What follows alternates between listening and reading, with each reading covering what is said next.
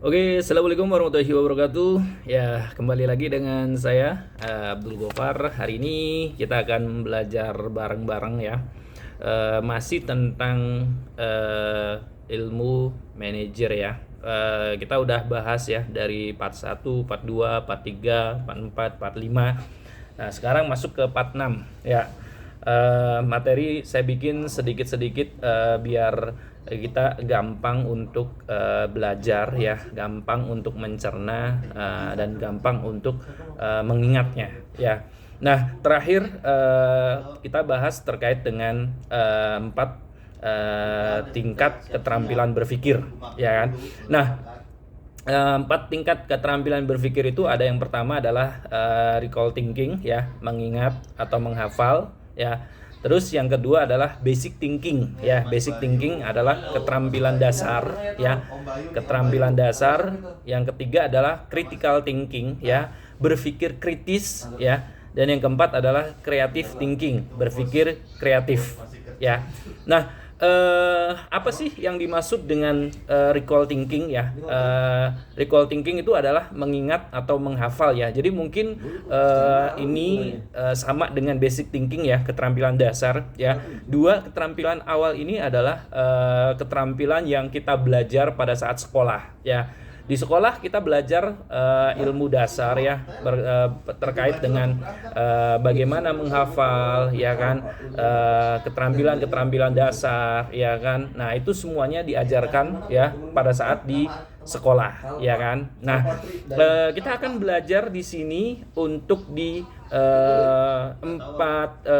untuk yang di keterampilan berpikir yang nomor 3 dan nomor 4 ya. Yang nomor 3 adalah critical thinking, berpikir kritis ya. Jadi apa yang dimaksud dengan critical thinking adalah berpikir kritis adalah kemampuan untuk mengolah data ya. Jadi kemampuan untuk mengolah data dan fakta secara jernih dan rasional ya, untuk bisa dianalisa ya, serta mengevaluasi informasi dan pengalaman ya. Kemudian memanfaatkannya menjadi sebuah panduan dalam bertindak ya, atau merumuskan perencanaan, solusi masalah atau mengambil keputusan ya.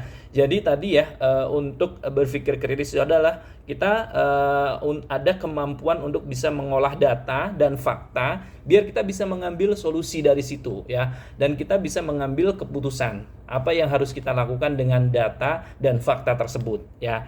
Itu berpikir kritis ya. Berpikir kritis juga termasuk kemampuan mencetuskan dan menata gagasan ya, mempertahankan pendapat dan membuat perbandingan, menarik kesimpulan, mengevaluasi argumen dan memecahkan sebuah masalah ya.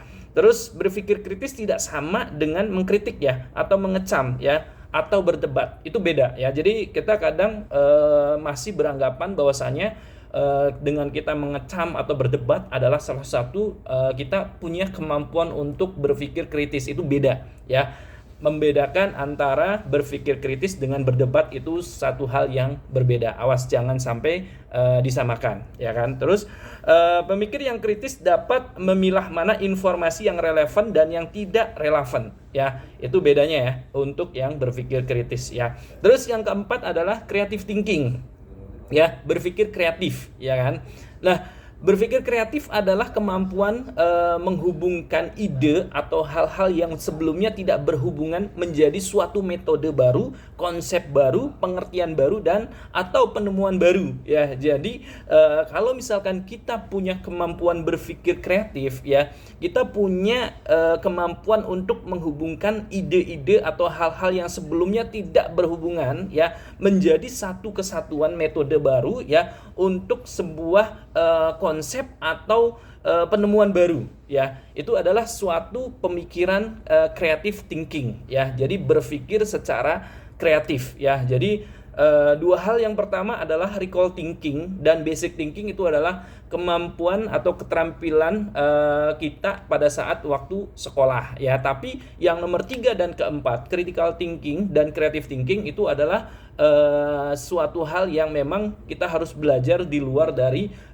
pendidikan sekolah ya kan. Nah, keterampilan dasar ya. Jadi kita juga harus tahu yang namanya keterampilan dasar ya. Keterampilan dasar bagi seorang supervisor ya itu beda, sebenarnya sama ya. Jadi keterampilan dasar untuk seorang supervisor, untuk seorang manajer dan untuk seorang director ya. Itu sebenarnya sama, cuman presentasinya yang berbeda. Ya, kalau untuk supervisor ya di sini ada keterampilan dasarnya itu ada 3 ya, soft skill, konseptual dan teknikal ya kan. Jadi ada 3 keterampilan dasar yang harus dimiliki oleh seorang supervisor, manager dan director ya. Cuman ya prosentasenya yang harus dibedakan ya. Untuk seorang supervisor ya itu soft skillnya itu kurang lebih sekitar mungkin di angka 30% ya.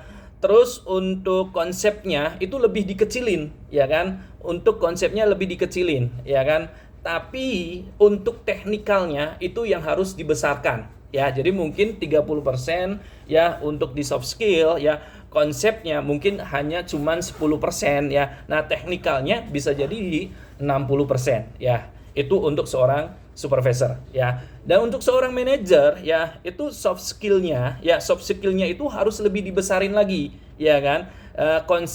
Konseptualnya juga harus lebih dibesarin lagi, tapi teknikalnya diturunin ya. Jadi kalau tadi ya untuk seorang supervisor itu mungkin 30% soft skill, 10% konseptual dan 60% teknikal. Nah, kalau untuk seorang manajer itu dirubah ya. Soft skillnya mungkin jadi 40%, konsepnya mungkin jadi 30% ya kan. Dan mungkin teknikalnya mungkin lebih kecil ya kan, mungkin jadi di 30% ya kan. Nah, untuk seorang director ya itu soft skillnya itu lebih dibesarin lagi, dan ini soft skill dengan konseptual itu bisa jadi 40 atau lebih dari itu ya, karena teknikalnya itu lebih kecil, jadi paling cuma 10% ya. Jadi itu harus dibedain ya. Jadi kalau misalnya kita posisinya adalah seorang manajer ya, tapi kita masih melakukan teknikalnya itu 60%, berarti kita belum dianggap sebagai seorang manajer. Berarti kita masih sebagai seorang